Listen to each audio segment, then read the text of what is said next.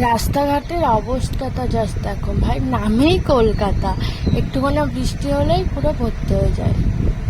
তো hey guys, আমরা এখন বৃষ্টির মধ্যে বেরিয়ে পড়েছি, আর দেখো রাস্তায় কত জল। আর তার জন্যই আমি হাওয়াই চটি করে চলে এসেছি। আর এই দেখো প্যান্ট ট্যান্ট গুটিয়ে আমরা যাচ্ছি এখন স্টেশনে জলের মধ্যে দিয়ে, কারণ আমি আজকে বাড়ি যাব। আর ওই যে বাবা বাবা আমাকে নিতে এসছে।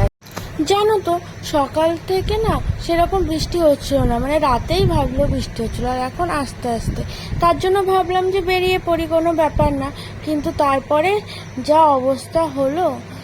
আর এই যে স্টেশনে আমি এখন ট্রেনের ওয়েট করছি, আর কি ট্রেনে উঠে দেখি এই কাকাটা আবার খালি গায়ে বসে আছে, কি আর দেখতে হবে। আর আমরা দুজন বসে আছি, ট্রেন পুরোই ফাঁকা ছিল।